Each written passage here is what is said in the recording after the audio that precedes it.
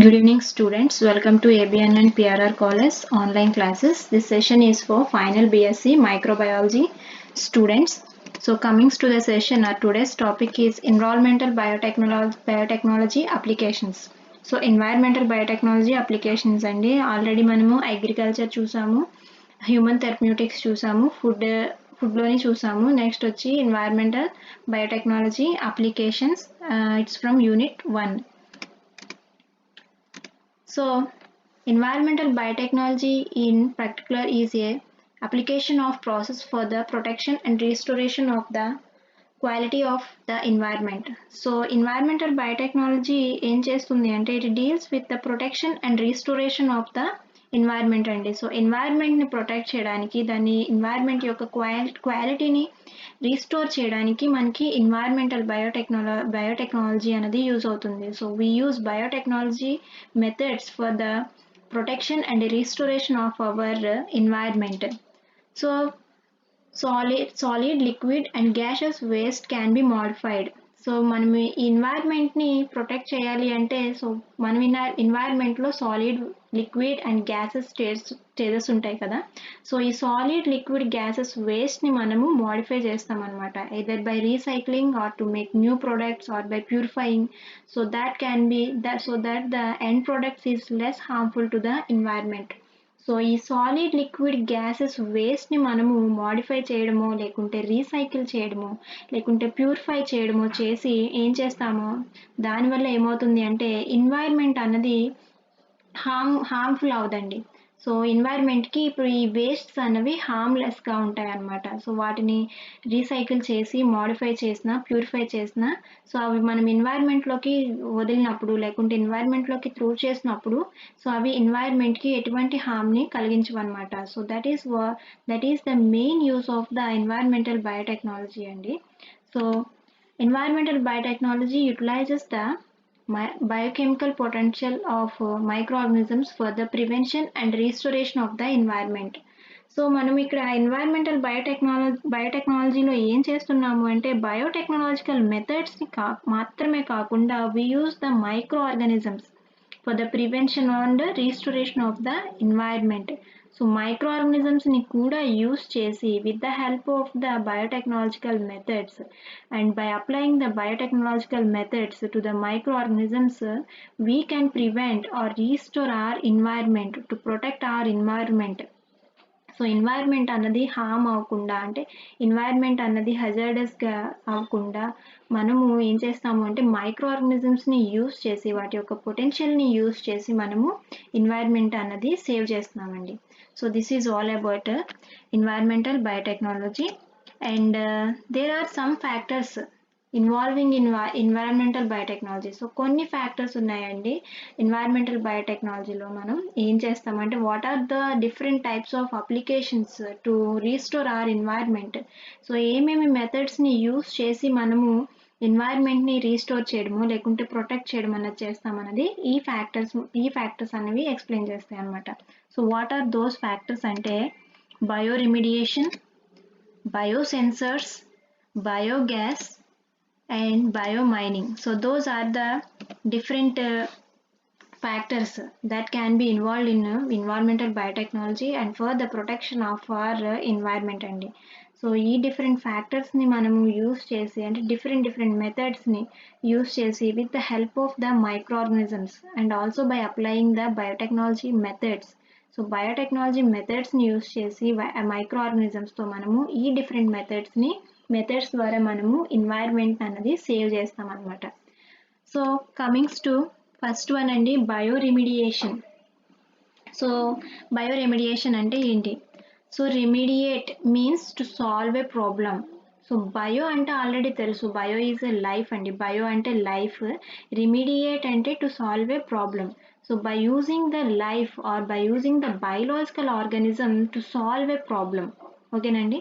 So ఏదన్నా లైఫ్ని, అంటే బయోలాజికల్ ఆర్గానిజమ్స్ని యూస్ చేసి మనం ప్రాబ్లమ్ని సాల్వ్ చేస్తున్నాం అనమాట. So that is bioremediation. So what is the problem? So ఏం ప్రాబ్లమ్ని సాల్వ్ చేస్తున్నాము అంటే environmental problem such as contaminated soil or ground water.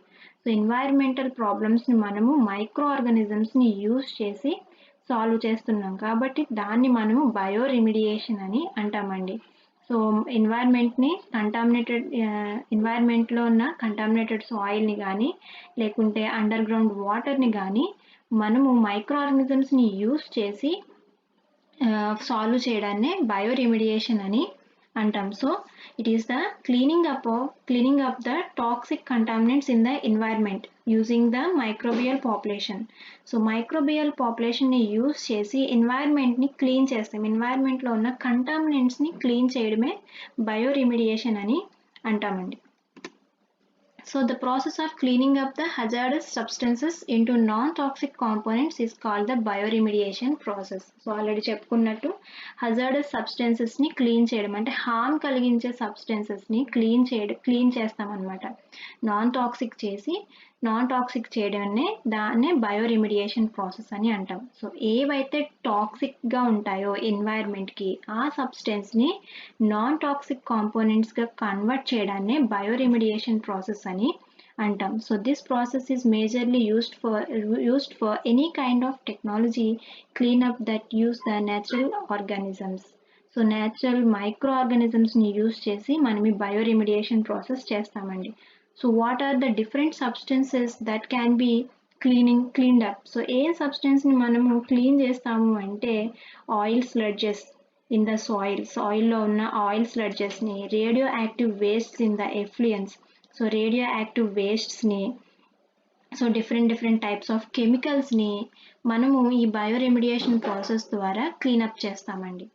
So bioremediation is done by the following ways. So bioremediation కొన్ని ways ద్వారా చేస్తాము. So అవి ఏంటి అంటే so there are different types of ways అండి bioremediation processes. So first one వచ్చి in situ bioremediation. So in situ bioremediation అంటే ఏంటి అంటే this can be used for the removal of oil contaminants అండి. So from the soil oil కంటామినెంట్స్ని soil నుంచి remove చేయడానికి ఈ బయోరెమిడియేషన్ అనే మెథడ్ని యూస్ చేస్తామన్నమాట. సో మైక్రో ఆర్గానిజమ్స్ని ఏం చేస్తాము అంటే the in-situ bioremediation is the toxic removal technology where microorganisms feed on contaminants. So మైక్రోఆర్గానిజమ్స్ని యూస్ చేసి కంటామినెంట్స్ని మనము డిగ్రేడ్ చేస్తామన్నమాట. ఓకేనండి. సో ఆయిల్ కంటామినెంట్స్ని రిమూవ్ చేయడానికి మనము ఈ ఇన్స్టిట్యూట్ బయోరెమిడియేషన్ అనేది యూస్ చేస్తాం. సో ఆయిల్ కంటామినెంట్స్ని ఎక్కడ రిమూవ్ చేస్తాము అంటే సాయిల్లో అండి. సో సాయిల్ నుంచి ఈ ఆయిల్ కంటామినెంట్స్ని రిమూవ్ చేయడానికి ఇన్స్టిట్యూట్ బయోరెమిడియేషన్ అనేది యూస్ చేస్తాము. నెక్స్ట్ వచ్చి కంపోస్టింగ్. సో కంపోస్టింగ్ అంటే మీకు ఆల్రెడీ తెలిసిందే, it's one of the fertiliser అండి. సో కంపోస్టింగ్ అంటే తెలుసు కదా. So it's a mixture of decayed organic matter and rich in microorganisms. So composting అంటే mixture of decayed organic matter అండి. So organic మ్యాటర్ని మైక్రో ఆర్గానిజమ్స్ని use చేసి degrade చేసి దాన్ని మనము ఫెర్టిలైజర్ కింద యూస్ చేస్తాం అనమాట to improve the fertility of the soil. So soil యొక్క ఫెర్టిలిటీని ఇంప్రూవ్ చేయడానికి మనం ఈ కంపోస్టింగ్ అనే మెథడ్ని యూస్ చేస్తాం అనమాట. సో ఈ కంపోస్టింగ్ దేని ద్వారా చేస్తాము అంటే ప్లాంట్ వేస్ట్ మెటీరియల్స్ని, so different types of waste materials ఉంటాయి కదండి. సో ఆ వేస్ట్ మెటీరియల్స్ని మైక్రో ఆర్గానిజమ్స్తో డిగ్రేడ్ చేసి ఆర్గానిక్ మ్యాటర్ని అంటే ఆ వేస్ట్ మెటీరియల్లో ఉన్న ఆర్గానిక్ మ్యాటర్ని మైక్రో ఆర్గానిజమ్స్తో డిగ్రేడ్ చేసి దాన్ని మనము ఏం చేస్తాము అంటే కంపోస్ట్ చేస్తాము అంటే ఫెర్టిలైజర్ కింద యూస్ చేస్తామన్నమాట. అండ్ నెక్స్ట్ వచ్చి ల్యాండ్ ఫార్మింగ్ అండి. సో ల్యాండ్ ఫార్మింగ్ అనేది వన్ ఆఫ్ ద ప్రాసెస్ అండి. సో ఈ ల్యాండ్ ఫార్మింగ్ ఇది దేనికి యూజ్ అవుతుంది అంటే టు మెయింటెనెన్స్ ఆఫ్ ఆయిల్ స్లెడ్జ్ని మెయింటైన్ చేయడానికి యూజ్ అవుతుంది అనమాట. And to degrade oil waste by microorganisms. So oil వేస్ట్ని మైక్రో ఆర్గానిజమ్స్తో డిగ్రేడ్ చేయడానికి ఈ ల్యాండ్ ఫార్మింగ్ అనేది యూజ్ అవుతుంది అనమాట. సో ఈ land farming is a ex situ waste treatment process అండి. So this is performed in the upper soil zone. So upper soil జోన్లో మనము దీన్ని ఈ ట్రీట్మెంట్ అనేది చేస్తామన్నమాట. సో సాయిల్ కంటామినెంట్స్ని స్లెడ్జెస్ని రిమూవ్ చేయడానికి మనకి ఈ ల్యాండ్ ఫార్మింగ్ అనేది యూజ్ అవుతుంది. సో ఈ ల్యాండ్ ఫార్మింగ్ దేనికి యూజ్ చేస్తాము అంటే to prevent the contamination and to prevent ground water pollution. So ఈ ల్యాండ్ ఫార్మింగ్ దేనికి ఎక్కువ యూస్ చేస్తాము అంటే to prevent the ground water pollution అండి. గ్రౌండ్ వాటర్ పొల్యూషన్ని ప్రివెంట్ చేయడానికి ఈ ల్యాండ్ ఫార్మింగ్ అన్నది చేస్తాం. So this is bio remediation. Next వచ్చి బయో సెన్సర్స్ అండి. So bio means life. So sensors are one of the analytical tools అండి. So sensors అంటే those are the analytical tools అన్నమాట. So biosensor represents biophysical devices which will detect the presence and measure the qualities of specific substances in a variety of environment. So biosensors అంటే those are the biophysical devices అండి. So these are the one of the devices. ఇవి మనకి so these are the devices అనమాట.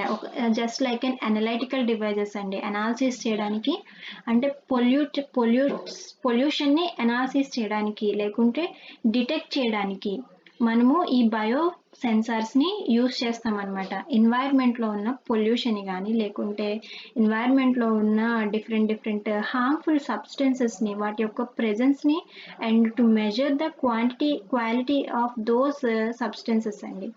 So వాటికి మనము ఈ bio సెన్సార్స్ని use చేస్తామన్నమాట.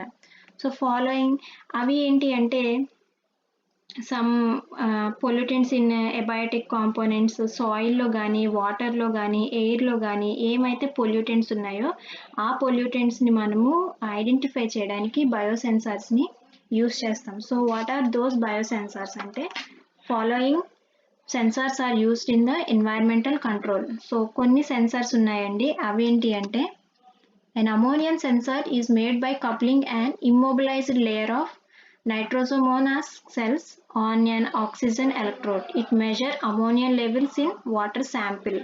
సో నైట్రోజోమోనాస్ అమోనియా సెన్సార్స్ అండి. సో అమోనియా సెన్సార్స్ దేనికి యూజ్ అవుతాయి అంటే to measure the ammonium level in water sample. Water శాంపిల్లో ఉన్న అమోనియం లెవెల్ని మెజర్ చేయడానికి ఈ అమోనియా సెన్సార్స్ అనేవి యూజ్ అవుతాయి.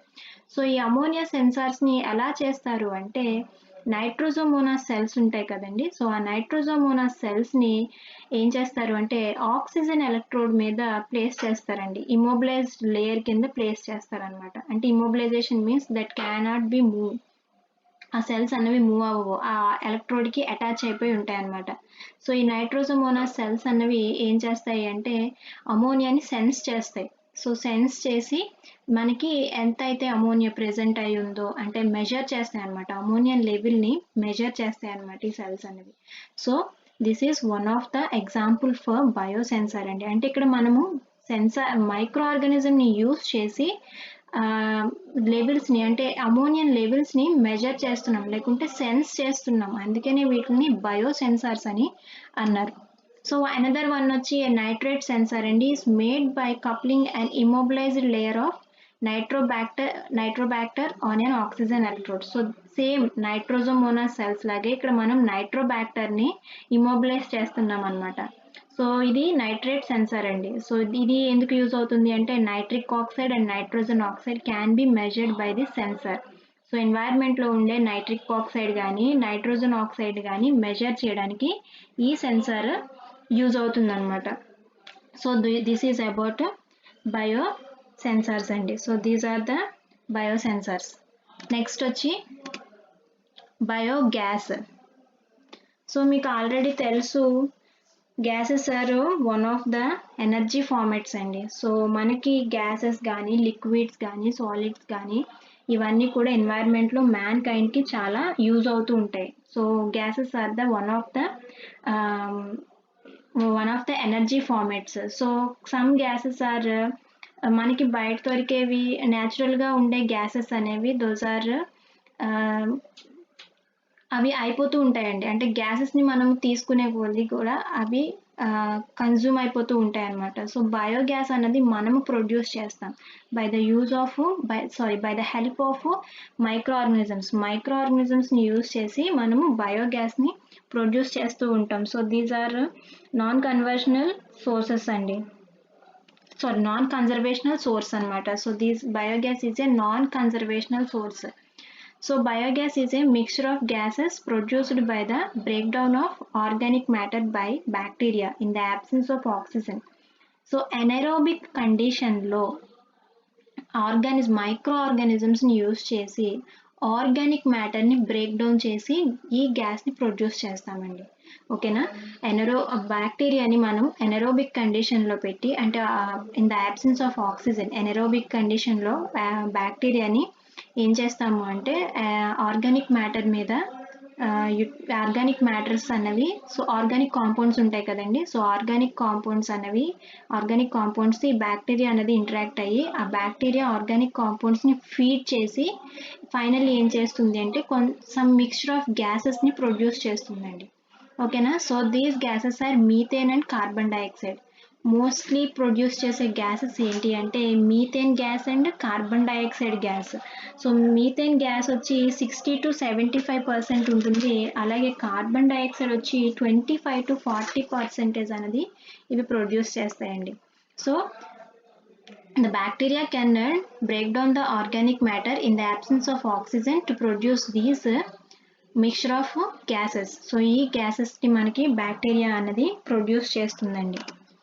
So biogas can be produced from raw materials such as agricultural waste, manure, municipal waste, plant waste, sea waste, green waste or food waste. So ఈ different types of wastes మనకి ఇవన్నీ ఎన్వైర్న్మెంట్లోకి వదిలేసాం అనుకోండి, so అవి ఎన్వైర్న్మెంట్ని pollute చేస్తాయి.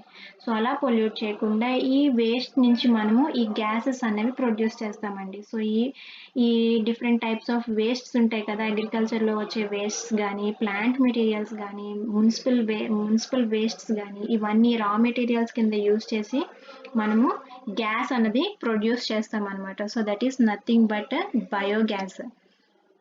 So biogas systems use anaerobic digestion to recycle these organic materials, turning them into biogas which contains both energy and valuable soil products. So ఈ biogas system అనేది anaerobical కండిషన్లో చేస్తాము. ఆర్గానిక్ మ్యాటర్ని రీసైకిల్ చేస్తామండి with the help of bacteria and turning them into biogas. So organic మ్యాటర్ని మనము బ్యాక్టీరియాని use చేసి ఆర్గానిక్ మ్యాటర్ని బ్రేక్ డౌన్ చేసి మనము ఈ బయోగ్యాస్ అనేది ప్రొడ్యూస్ చేస్తాం. సో దీన్నే మనము గోబర్ గ్యాస్ అని కూడా అంటామండి. So these gases is used mainly for cooking and lightning purpose. Cooking పర్పస్లోను లైట్నింగ్ పర్పస్లో కూడా మనము ఈ బయోగ్యాస్ని యూజ్ చేస్తాం. సో అవే కాకుండా for also used for the water pumps, ఇంజన్స్ని స్టార్ట్ చేయడానికి కానీ, వాటర్ పంప్స్ని స్టార్ట్ చేయడానికి కానీ మనకి బయోగ్యాస్ యూటిలైజ్ అవుతుందండి. సో బయోగ్యాస్ ప్రొడ్యూస్ చేసిన తర్వాత ఫైనల్లీ మనకి స్లడ్జ్ ఉంటుంది కదండి, సో ఆ స్లడ్జ్ని మనం ఫెర్టిలైజర్ కింద కూడా యూస్ చేస్తాం అనమాట. అంటే ఫైనల్గా అంటే మనము బయోగ్యాస్ ప్రొడ్యూస్ అయిన తర్వాత సమ్ మెటీరియల్ అన్నది మిగిలిపోతుంది కదా, just like a waste material లాగా మిగులుతుంది కదా, ఆ స్లడ్జ్ని మనము ఫెర్టిలైజర్ కింద కూడా యూస్ చేసుకోవచ్చు అనమాట. So this is about biogas అండి. Next bio mining. సో మనకి మామూలు మైనింగ్ తెలుసు, మామూలుగా మిషన్స్తోనూ లేకుంటే మిషన్స్తో చేసే మైనింగ్ తెలుసు, మైనింగ్స్ చేస్తూ ఉంటారు, చాలా మైనింగ్స్ చేస్తూ ఉంటారు. But there is one method which is called as bio mining అండి. We can mine with the help of micro ఆర్గానిజమ్స్ని యూస్ చేసి మనము మైనింగ్ చేస్తామన్నమాట. సో అసలు బయోమైనింగ్ అంటే ఏంటి అంటే biomining is a process of using micro organisms or microbes to extract metals of economic interest from rock ores or mine wastes.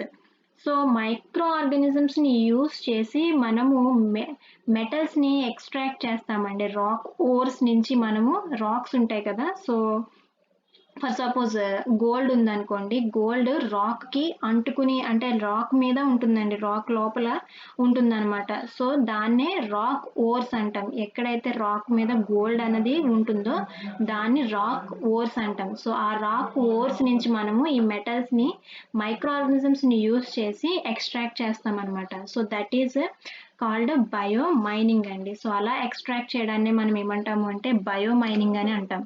So valuable metals are commonly bound up in the soil minerals. So microorganisms can oxidized those metals allowing them to dissolve in water. So ఈ microorganisms అనేవి ఏం చేస్తాయి అంటే ఆ మెటల్స్ని oxidize చేస్తాయండి. So oxidize చేసి వాటర్లో డిజాల్వ్ అయ్యేలా చేస్తాయి అన్నమాట. అంటే ఇప్పుడు ఒక రాక్ ఓర్ ఉందనుకోండి, మైనింగ్ చేయడానికి మనకు ఒక మెటల్ ఉంది, రాక్ ఓర్. దాన్ని మనం ఏం చేస్తాము అంటే మైక్రో ఆర్గానిజమ్స్ని యూస్ చేసి ఆ రాక్ ఓర్ నుంచి ఆ మెటల్ని సెపరేట్ చేస్తామండి. సెపరేట్ చేసినప్పుడు మనం ఆ ఓర్ని వాటర్తో వాష్ చేసినప్పుడు మనకి కావాల్సిన మెటల్ అన్నది వాటర్తో పాటు ఫ్లష్ అయ్యి వచ్చేస్తుంది అనమాట. రాక్ మాత్రం సెపరేట్గా ఉండిపోతుంది, బట్ మనకు కావాల్సిన మెటల్ అన్నది వాటర్తో పాటు ఫ్లష్ అయ్యి వస్తుందన్నమాట.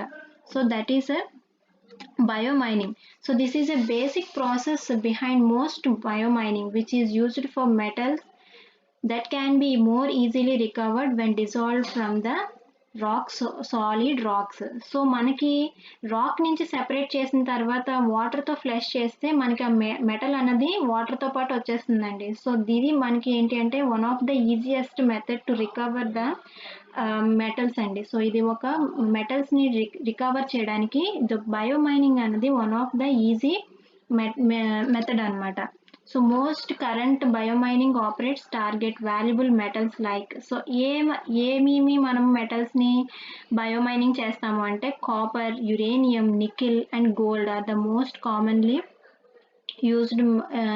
ఎక్కువగా మనము వీటిని బయోమైనింగ్ చేస్తామని అంటే మైక్రో ఆర్గానిజమ్స్ని యూజ్ చేసి కాపర్ని, యురేనియంని, నికిల్ని అండ్ గోల్డ్ని మనము సెపరేట్ చేస్తామన్నమాట. So this is all about biomining andi. So these are the different applications of environmental biotechnology, and these are the factors which are useful for the environmental biotechnology and for the protection of our environment. Thank you.